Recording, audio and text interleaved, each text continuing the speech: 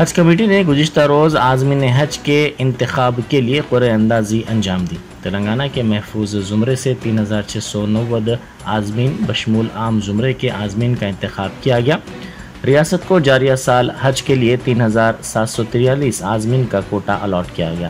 صدر نشین ریاستی حج کمیٹی محمد سلیم نے کہا کہ تلنگانہ سے 8659 درخواستیں داخل کی گئی تھیں اور 8104 کو قرعہ اندازی میں منتخب کیا گیا۔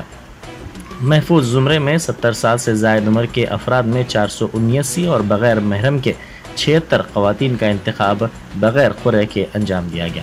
حیدرآباد سے 852 عازمین کا انتخاب کیا گیا، جبکہ اضلاع سے بھی مختلف عازمین کو منتخب کیا گیا۔ ان کی تعداد اس طرح ہے: عادل آباد 110، مدرادری کتاگوڑم 26، انم کنڈا 88، جگتیال 72، جن گاؤں 20، بھوپال پلی 6، گدوال 135، کاماریڈی 87، کریم نگر 105، آصف آباد 48، محبوب نگر 137، محبوب آباد 16، منچریال 44، میدک 49، میڈیچل 283، ناگر کرنول 20، نلگنڈا 135، نارائن پیٹ 47، نرمل 138، نظام آباد 394، پدا پلی 57، رنگاریڈی 373، سنگاریڈی 238، سدی پیٹ 61، سوریا پیٹ 33، وقار آباد 67، ونپرتی 43، ورنگل 100 اور بھونگیر 23۔